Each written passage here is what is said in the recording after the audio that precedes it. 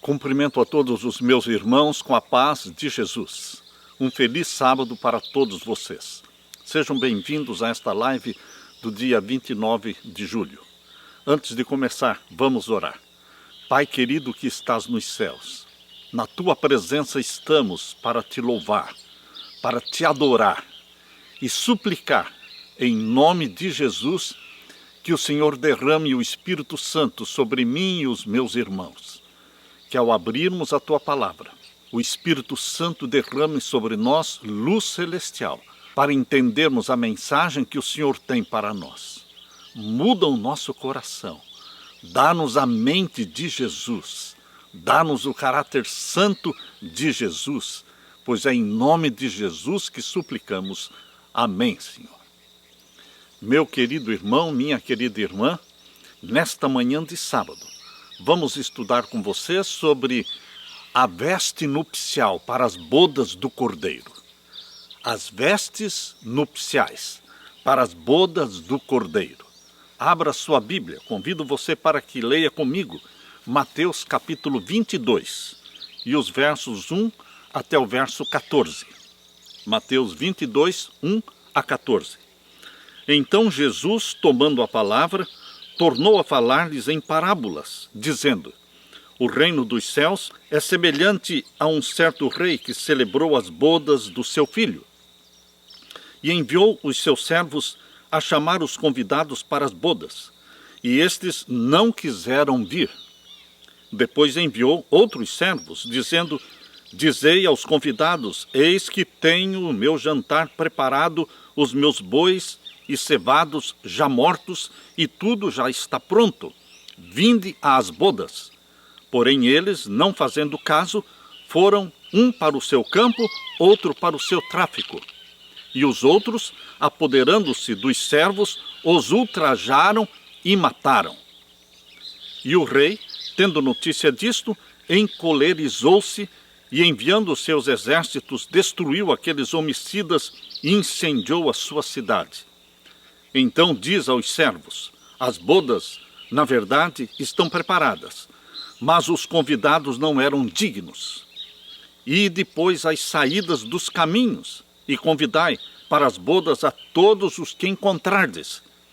E os servos, saindo pelos caminhos, ajuntaram todos quantos encontraram, tanto maus como bons, e a festa nupcial foi cheia de convidados. E o rei, entrando para ver os convidados, viu ali um homem que não estava trajado com vestido de núpcias. E disse-lhe: Amigo, como entraste aqui, não tendo vestido nupcial? E ele emudeceu.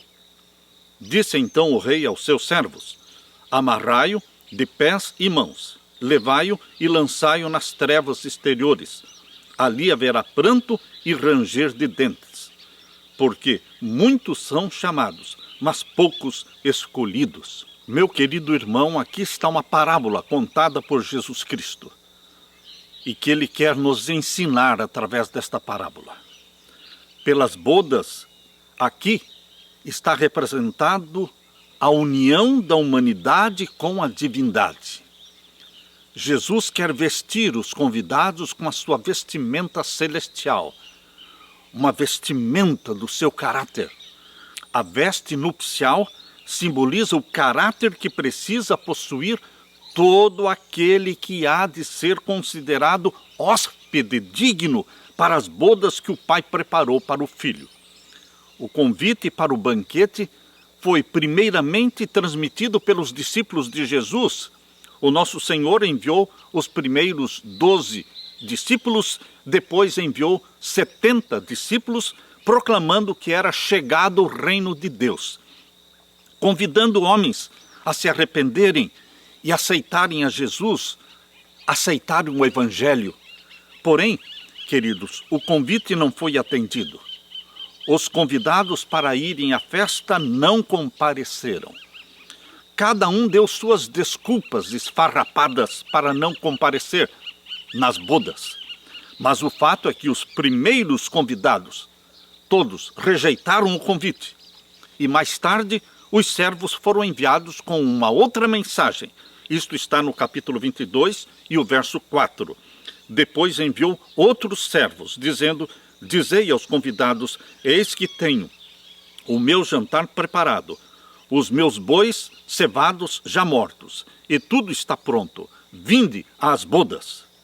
Esta mensagem foi levada para a nação judaica depois da morte de Jesus na cruz. Mas a nação judaica, que se arrogava ser o povo peculiar de Deus, rejeitou o evangelho a eles levado pelo poder do Espírito Santo. Houve então, Atos capítulo 8, verso 1, diz que houve então uma grande perseguição. Muitos homens e mulheres foram lançados na prisão e alguns dos portadores da mensagem do Senhor, como Estevão, como Tiago, foram mortos. Assim o povo judeu selou a sua rejeição da misericórdia de Deus no ano 34, quando acabaram as 70 semanas proféticas de Daniel, capítulo 9, aqueles 490 anos de graça e de misericórdia que Deus deu para a nação de Israel para entrar no programa de Deus e abraçar o Messias. Acabaram-se os 490 anos no ano 34, quando realmente Estevão foi morto. Queridos, com a morte de Estevão, selou-se a rejeição da misericórdia de Deus por parte da nação de Israel. E o resultado foi predito por Jesus na parábola. Aqui em Mateus 22, verso 7, diz o que aconteceria. E o rei, tendo notícia disto, encolerizou-se e, enviando seus exércitos, destruiu aqueles homicidas e incendiou a sua cidade.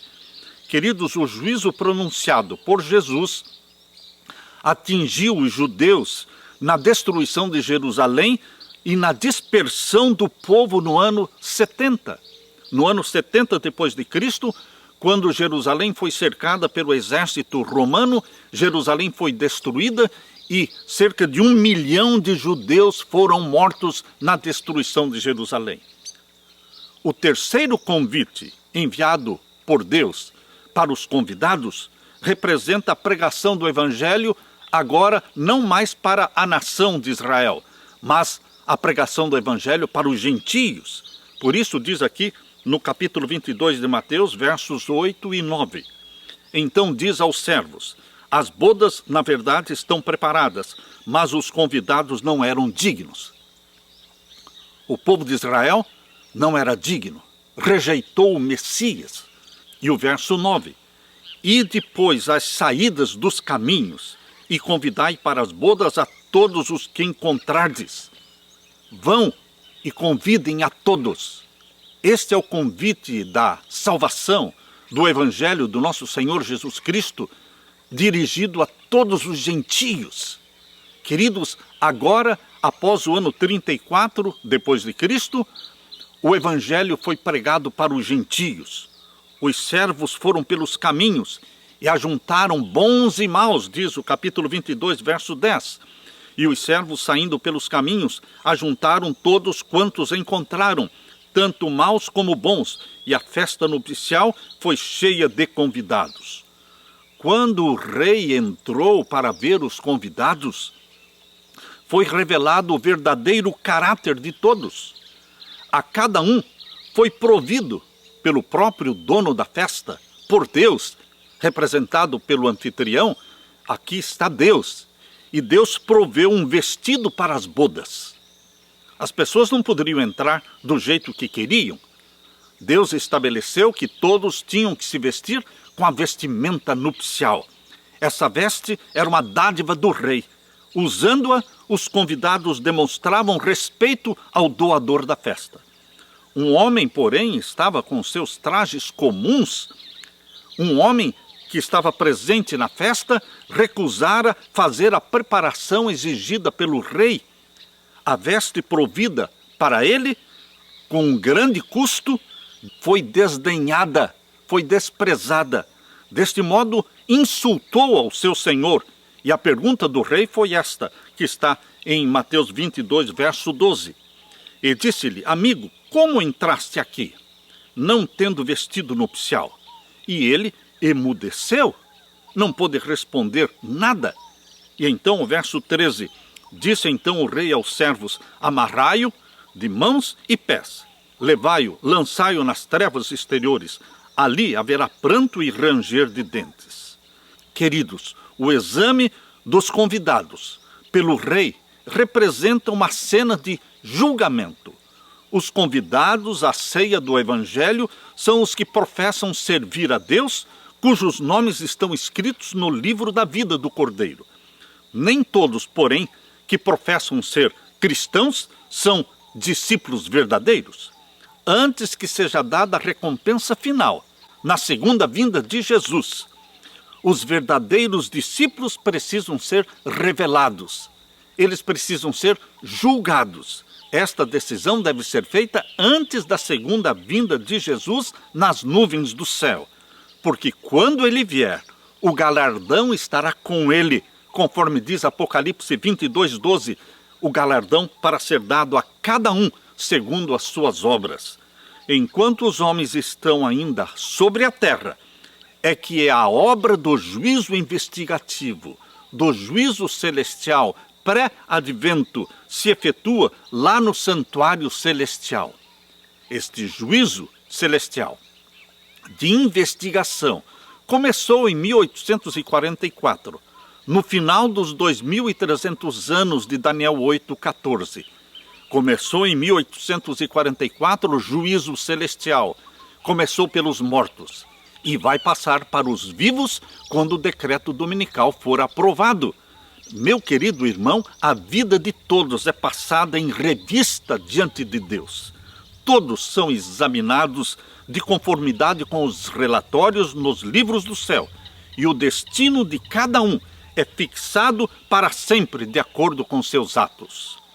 Pela veste nupcial da parábola está aqui representado o caráter puro, imaculado que os verdadeiros seguidores de Jesus possuirão. Queridos, recusar a veste nupcial é não ter o caráter de Cristo. Simplesmente assim. Foi dado para a igreja, diz aqui em Apocalipse 19, verso 8, Apocalipse 19, verso 8 diz: foi dado à igreja que se vestisse de linho fino, puro e resplandecente. Toda a igreja de Deus remanescente que será arrebatada para o céu estará vestida de linho fino, puro e resplandecente, sem mácula, nem ruga, nem coisa semelhante. Efésios 5, 27. A Bíblia é muito clara que todos os salvos em Jesus Cristo estarão revestidos da vestimenta santa, pura, imaculada, do caráter de Jesus. A justiça de Cristo, o seu caráter imaculado, é comunicado a todos os que aceitam a Jesus como Salvador. Meu querido irmão, minha querida irmã, você e eu, que abraçamos a Jesus como nosso Salvador, temos o privilégio de receber também o caráter de Jesus, receber em nós a mente de Jesus. Como é que nós poderemos obter este caráter sem mácula e sem ruga? Como? O homem não pode dar o seu próprio jeito para suprir as perdidas vestes da inocência. Você não pode tentar se salvar pelas obras. Você não consegue fabricar uma vestimenta que o torne digno de entrar nas bodas do Cordeiro. Você precisa aceitar as vestimentas nupciais providas por Deus. Nenhuma vestimenta de folhas de figueira, nenhum traje mundano pode ser usado por quem se assentar com Cristo e os anjos na ceia das bodas do Cordeiro. Somente as vestes que Cristo proveu podem nos habilitar a aparecer na presença de Deus. Estas vestes da sua própria justiça, Cristo dará a todos os que se arrependerem e crerem nele. Meu querido irmão, por isso Jesus aconselha, em Apocalipse capítulo 3, o verso 18, veja o conselho que Jesus dá. Aconselho-te, diz ele, que de mim compres vestes brancas, para que te vistas e não apareça a vergonha da tua nudez. Meu querido irmão, este vestimentas brancas que Jesus está oferecendo, foi tecido lá nos teares do céu e não tem nenhum fio de origem humana.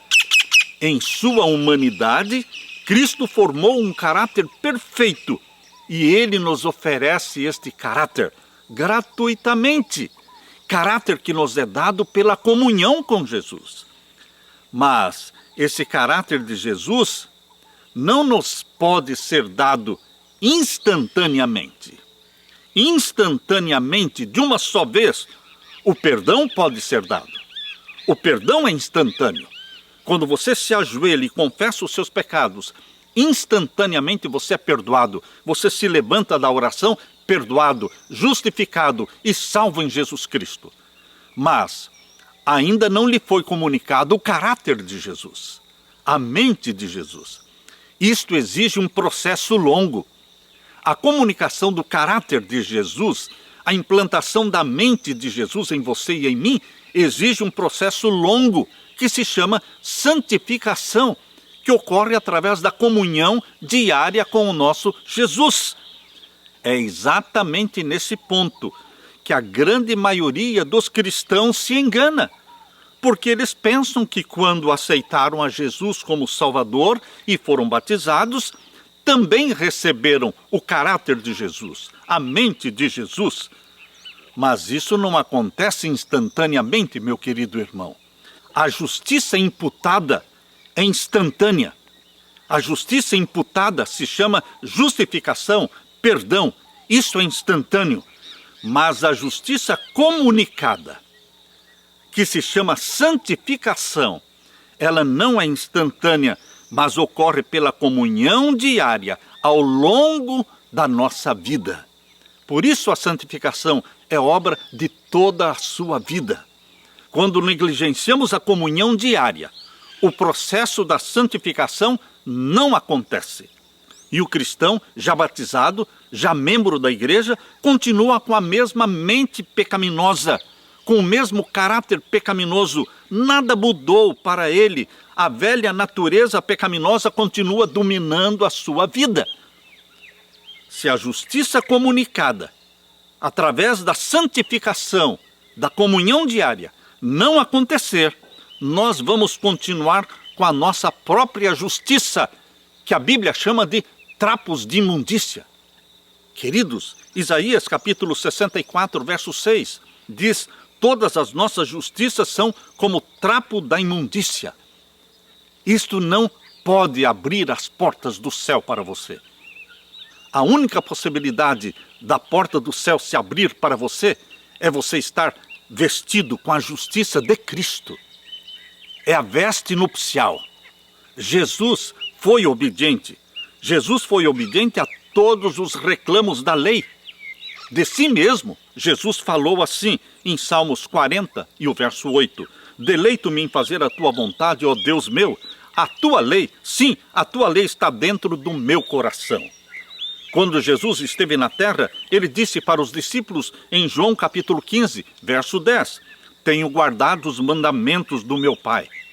Queridos, por sua obediência perfeita, Jesus tornou possível a todo homem, a toda mulher, obedecerem aos mandamentos de Deus. Quando nos sujeitamos a Jesus diariamente, nosso coração se une ao seu coração. Quando nos sujeitamos a Jesus diariamente, nossa vontade imerge na vontade de Jesus, nosso espírito torna-se um com o espírito de Jesus, nossos pensamentos serão levados cativos e submissos a Jesus. Viveremos então a vida de Jesus aqui na terra. Muitos não querem acreditar nisso. Muitos preferem acreditar que a roupa para o casamento é apenas uma cobertura que Jesus nos dará quando ele voltar. Aí está o grande engano. Grande engano. Porque na volta de Jesus, ele não dará veste nupcial para ninguém. A veste nupcial é dada antes das bodas. Quando Jesus Cristo voltar, ele nos arrebata para as bodas. Todos já teremos que estar vestidos com a vestimenta branca, a vestimenta nupcial da justiça de Cristo. A roupa é o caráter que Deus está desenvolvendo em nós hoje, através da justiça comunicada, isto é, através da santificação. Deus está desenvolvendo o caráter de Jesus em você, em mim. Meu querido irmão, quando então o Senhor Jesus nos contemplar, Ele verá não o vestido de folhas de figueira, Ele verá não a nudez e deformidade do pecado, mas verá sim as vestimentas da justiça dele, que são a obediência perfeita à lei de Jeová. Os convidados às bodas foram inspecionados pelo rei antes deles participarem das bodas. Isto se chama juízo celestial, juízo pré-advento, juízo investigativo, que começou em 1844, pelos mortos, e vai passar para o caso dos vivos quando o decreto dominical for aprovado mundialmente. Então o povo de Deus será selado pelo selo do Deus vivo. O caráter de Cristo estará então implantado e selado em você para todo sempre. Aleluia! Aleluia! O caráter de Jesus Cristo será selado para sempre em você, quando o selo do Deus vivo for aplicado no povo de Deus. E o sinal da besta vai selar o caráter de Satanás nos ímpios, nos perdidos. Meu querido, os convidados para as bodas, todos serão examinados pelo grande rei, e só serão recebidos os que trajarem as vestimentas da justiça de Jesus. A justiça de Jesus não é uma capa para encobrir pecados não confessados e não abandonados. Vou repetir. A justiça de Jesus, a veste nupcial, não é uma capa para encobrir pecados não confessados e não abandonados. Se os pensamentos nossos são maus, os nossos sentimentos também serão maus. Vou repetir. Se os pensamentos forem maus, maus também serão os sentimentos. E os pensamentos combinados com os sentimentos constituem o caráter moral. Portanto, meu querido, nós precisamos ter pensamentos santos, como os de Jesus, e termos também sentimentos santos, como os de Jesus, que haja em vós o mesmo sentimento que houve também em Cristo Jesus. Este é o conselho de Paulo, que haja em você e em mim o pensamento e os sentimentos de Jesus. Nosso caráter é revelado pelo que nós fazemos no dia a dia. As nossas obras mostram se a nossa fé é genuína. As nossas obras mostram se a nossa conversão foi genuína. Não é suficiente crer que Jesus é o Salvador do mundo. Não é suficiente dizer que crê na Bíblia como palavra de Deus. Nós poderemos crer que o nome de Jesus é o único debaixo dos céus pelo qual devemos ser salvos e, contudo, podemos não tornar Jesus como nosso Salvador. Não nos entregarmos, não nos rendermos totalmente a Ele. Não é suficiente crer na teoria da verdade. Não é suficiente fazer profissão de fé em Jesus e ter o nosso nome registrado no livro da igreja. Nós precisamos nos deixar santificar. Nós precisamos da justiça imputada, que é a justificação, que é o perdão instantâneo, mas nós precisamos também da justiça comunicada, através da santificação, que é um longo processo que dura a vida toda. A palavra de Deus diz em 1 João 3,24, aquele que guarda os meus mandamentos, nele está, e ele nele. E nisto conhecemos que ele está em nós, pelo Espírito que nos tem dado. 1 João 3,24. E nisto sabemos que o conhecemos, se guardamos os seus mandamentos. 1 João capítulo 2, verso 3. Meu querido irmão, depois de aceitar e abraçar Jesus como Salvador, nós somos gerados, nascemos uma vida nova, uma vida de obediência aos mandamentos de Deus. Isso não ocorre na vida da maioria dos cristãos. A obediência normalmente não está vindo como resultado da salvação. Dizem estar salvos em Jesus Cristo, mas nunca se tornaram filhos obedientes a Deus. A obediência aos mandamentos de Deus não salva. Quem salva é Jesus. Mas a obediência aos mandamentos de Deus é uma evidência genuína da experiência que tivemos com Jesus. Qualquer que seja a nossa profissão, nada valerá se Cristo não for revelado através de obras de obediência. A verdade deve estar plantada no coração. Cada jota e cada tio da palavra de Deus deve ser introduzido na vida diária. Aquele que se torna participante da natureza divina estará em harmonia com o grande padrão de justiça de Deus, sua santa lei. Esta é a norma pela qual Deus mede as ações dos homens. E esta será também a pedra de toque do caráter no juízo. Muitos há que dizem que na morte de Cristo a lei de Deus foi revogada, foi anulada, mas nisto eles se contradizem com as próprias palavras de Jesus, porque Jesus disse em Mateus capítulo 5, verso 17 e 18, não cuideis que vim destruir a lei ou os profetas, até que o céu e a terra passem, nem um jota, nem um tio se omitirá da lei. Meu querido irmão, Satanás declarou que era impossível ao homem obedecer aos mandamentos de Deus. E é verdade que por nossa própria força não podemos obedecer os mandamentos de Deus. Porém, Jesus Cristo veio na forma humana e por sua perfeita obediência provou que a humanidade e a divindade combinadas. Jesus provou que a humanidade e a divindade combinadas podem sim obedecer a todos os mandamentos de Deus. Jesus diz em João 1,12, a todos quantos o receberam, deu-lhes o poder de serem feitos filhos de Deus, aos que creem no seu nome.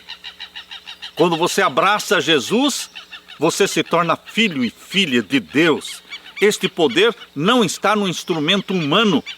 Este poder é o poder de Deus. Quando uma alma recebe a Jesus, recebe também o poder de viver a vida de Jesus. Quando uma alma recebe a Jesus, também recebe o poder de viver a vida de Jesus. E a vida de Jesus foi uma vida de obediência. Deus requer dos seus filhos perfeição. Sede vós perfeitos, como é perfeito o vosso Pai celestial. Mas a perfeição que Deus exige de você, ela não nasce em você. Ela é dada para você.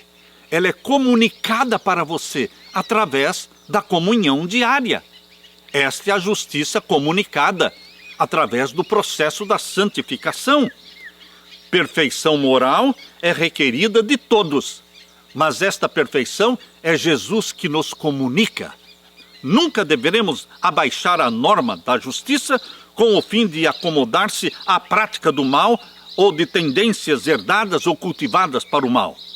Precisamos entender que a imperfeição de caráter é pecado. Precisamos entender que a imperfeição de caráter é pecado. Todo aquele que aceita a Cristo como Salvador, pessoal, tem também o privilégio de receber o caráter de Jesus, a mente de Jesus. Meu querido irmão, Jesus não somente perdoa, mas Jesus Cristo também nos santifica. Ele nos comunica a mente dele, o caráter dele.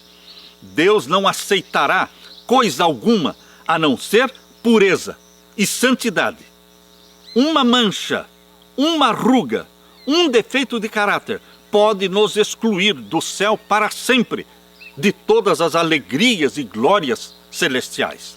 Como Deus poderia permitir a entrada lá no céu de pessoas cujos corações estão cheios de ressentimentos, de amargura, de inveja, de ciúme, de ódio, cheio de más suspeitas ou quaisquer outros defeitos de caráter? Como Deus não pode deixar entrar no céu corações contaminados pelo pecado. O caráter não será mudado quando Jesus voltar. A mudança do nosso caráter precisa ser feita hoje.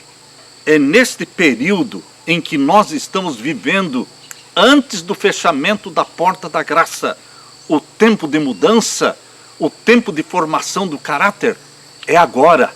Muitos estão enganando a si mesmos, pensando que o caráter poderá ser mudado na segunda vinda de Jesus.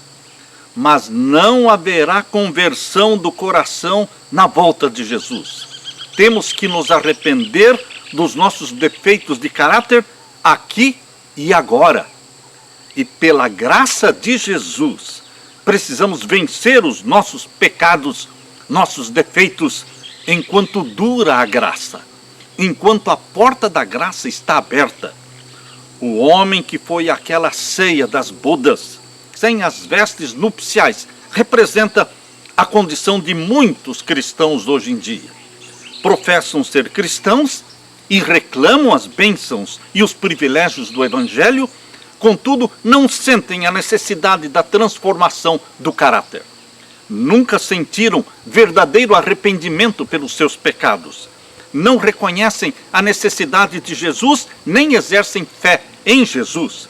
Não venceram suas inclinações para a injustiça, as inclinações para o mal, herdadas e cultivadas.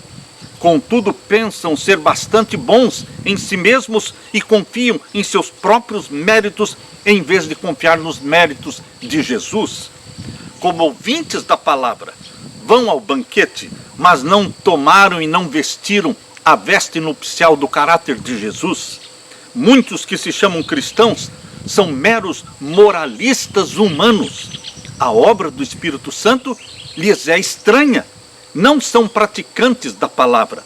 Os professos seguidores de Cristo hoje não são mais um povo peculiar e separado do mundo. A linha de demarcação entre a igreja, o povo de Deus e o mundo é uma linha que está desaparecendo gradualmente. Queridos, o povo está se subordinando ao mundo, às suas práticas, aos costumes, aos egoísmos. A igreja passou para o mundo e o mundo entrou para dentro da igreja. Diariamente a igreja está se convertendo ao mundo. Meu querido irmão, minha querida irmã, todos esperam ser salvos. Todos querem o céu. Todos exaltam as riquezas da graça divina, esperando assim, com a graça divina, ocultar defeitos de caráter, defeitos que nunca foram confessados e nunca foram abandonados. A justiça de Cristo, meus queridos irmãos, não encobrirá algum pecado acariciado. Não pode encobrir pecados acariciados. Mas a boa notícia, meu querido irmão, a notícia que nos traz alegria, segurança e paz e conforto, é aquela que está na primeira carta de João, capítulo 1 e o verso 9. Se confessarmos os nossos pecados, Ele é fiel e justo para nos perdoar os pecados e nos purificar de toda a injustiça. É simples assim. É vir a Jesus em arrependimento, em confissão, e Ele se aproximará de você, meu irmão, com misericórdia e perdão. Cada vez que você se aproxima de Jesus em arrependimento e confissão, Ele corre ao seu encontro com misericórdia e perdão. Louvado seja Deus! Por que viver em pecado se Jesus Cristo está disposto a perdoar, está disposto a nos dar a vitória sobre todo o pecado, sobre todas as tendências herdadas e cultivadas para o mal? E agora eu quero ler com você também 1 João capítulo 1 e o verso 7. Mas se andarmos na luz como Ele na luz está, temos comunhão uns com os outros, e o sangue de Jesus Cristo, seu Filho, nos purifica de todo o pecado. O sangue de Jesus é poderoso para nos purificar de todos os pecados, pecados externos e pecados internos, pecados do coração, pecados da mente, aqueles pecados que ninguém vê, mas que você conhece, e Deus conhece também. O sangue de Jesus é poderoso para perdoar todos os pecados. Hoje os nossos corações podem ser limpos. Hoje poderemos ter uma atitude correta se nos achegarmos a Jesus e lhe dermos todos os nossos pensamentos e sentimentos errados. Se dermos a Jesus todas as nossas atitudes erradas, o sangue de Jesus nos purificará de todo o pecado. Ele tem o poder para mudar o nosso coração e nos encher do seu amor. Hoje, a perfeição moral, a perfeição espiritual, mediante a graça de Jesus e a habitação do Espírito Santo em nós, é possível. Jesus é a fonte do poder. Jesus é a fonte da vida. Venha a Jesus, meu querido irmão, agora. Não deixe para amanhã, mas continue vindo a Jesus amanhã e depois de amanhã. Continue vindo, buscando a Jesus Cristo cada dia da sua vida. Isto é santificação. Isto é o que Deus quer. E se você vier a Jesus Cristo, tenha certeza de que Ele não vai rejeitar você. Porque Jesus prometeu, em João capítulo 6, e o verso 37, todo aquele que o Pai me dá, virá a mim. E o que vem a mim, de maneira nenhuma o lançarei fora. Aleluia, aleluia. Aquele que clama pelo sangue de Jesus, aquele que vem a Jesus Cristo, não será rejeitado, nem lançado fora, mas será perdoado, será santificado.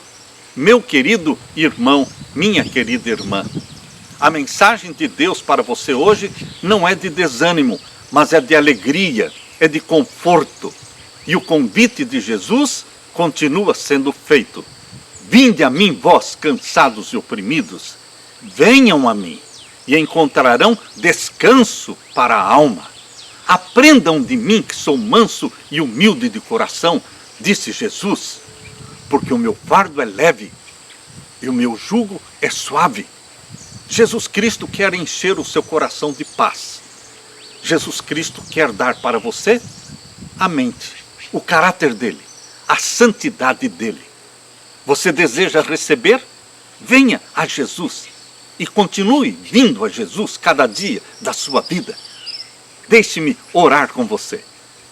Meu Pai querido, meu querido Jesus, bendito seja o Senhor, que nos dá o perdão instantaneamente quando confessamos. E já nos levantamos da oração perdoados, justificados. Mas bendito seja o nosso Deus, que também nos comunica a justiça de Cristo pelo processo da comunhão diária, santificando-nos, tornando-nos semelhantes a Jesus Cristo. Vem, querido Jesus Cristo, viver em nós, através do Espírito Santo. Que o Senhor habite na minha vida e habite na vida dos meus irmãos. Habita em nós, Santo Espírito, implanta em nós a mente santa de Jesus. É o nosso pedido, é a nossa súplica, em nome de Jesus Cristo. Amém e amém. Meu querido irmão, deixo com você a paz de meu Jesus. Amém.